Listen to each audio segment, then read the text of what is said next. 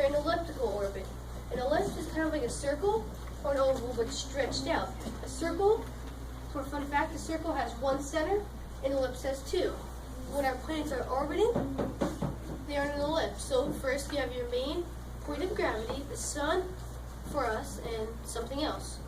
So anyways, because this has to do with my program, because I did my program on a solar system simulator of ours. I had enough time to include the first 4 planets, but so I included Mercury, Venus, Earth, Mars, Earth's moons, and Mars' moons. So right now, this is what we have. Sorry that they're so small. But anyways, they are almost to scale, it's just the planets. They're a little bit bigger. We had to multiply them by 10. Because if the planets were truly to scale, they would be only a couple pixels moving around, which probably can be a little hard for you guys to see from there. You're not staring up in the TV. And well, anyway, so first we have Mercury, Venus, Earth, and if your eyes are surprisingly really good, you have the moon orbiting Earth, and then you have Mars with its 2 itsy bitsy moons, Phoebus and Deimos, something like that. But anyways, also we have to slow their time down because they would just be jumping around. Because, fun fact, Mars's moons can orbit Mars in 7.5 hours. So they have a very short time. So we have to multiply their time by 10, or else you just see 2 little things jumping around because of how my program runs to generate an ellipse. But in order to generate an ellipse on Python, which is my programming language, you have to go angle by angle by angle by angle by angle and so on. And in order to do that, you have to find your planet's sine and cosine, which is basically can I have a whiteboard? Is that anywhere? Right there. Which is basically sun in orbit. Wait. More over there. Less in the center. Basically, you have your planet right there. It basically goes up into right there. But basically, this is your sine, I'm pretty sure, and this is your cosine, or your x and your y. And this part right here, this is your angle. And basically, each time your planet goes, my program is just going angle by angle by angle. And in order to generate those angles, I'll show you my code. Basically, each angle increases by a variable t. A variable is any type of character that can hold data.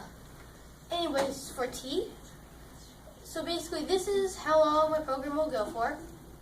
900, planets will orbit 99,999 times. Yeah, that's right. And basically then they'll stop the apocalypse. Right now for t, for every time it moves, it increases t by 1. Each time t moves, and each time t increases by 1, it increases your angle by 1 each time. Basically, after you come back around, have a bit more than 360, but then you'll just keep on counting, adding t until you reach 99,999. And I've also added some. I'll go back to my code. Add more fun things. It's just not planets looking up.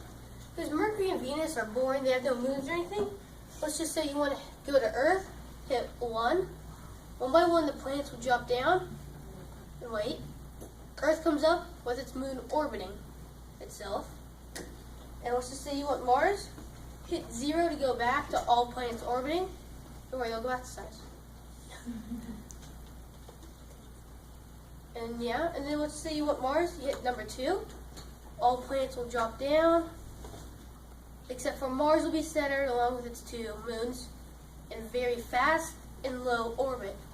Because Mars and moons are just practically 2 sort of big asteroids just going around Mars.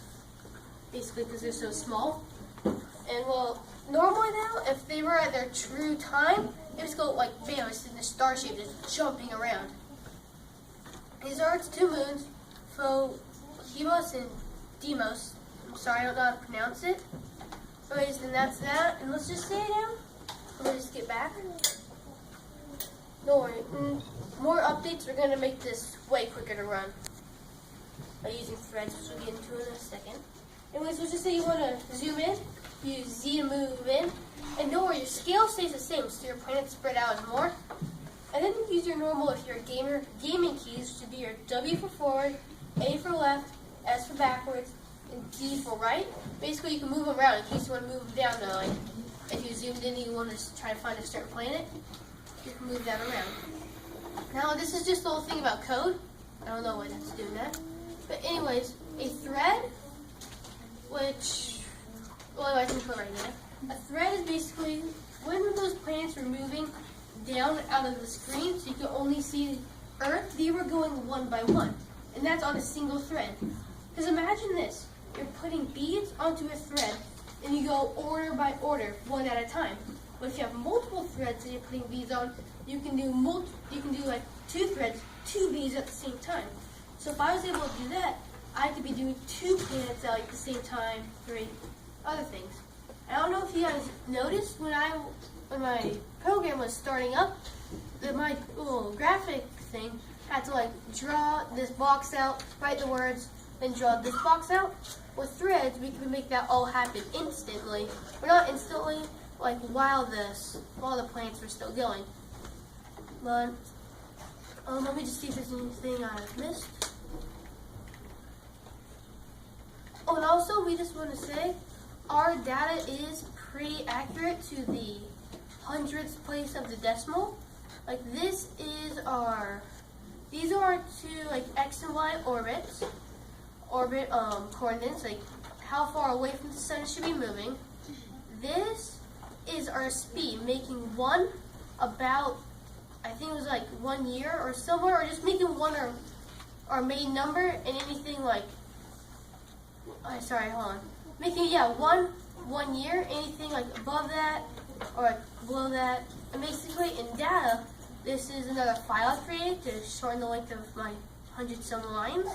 Basically, this puts the size of each planet, once again, relevant, because, like, moon, well, first, now let's get into reference points.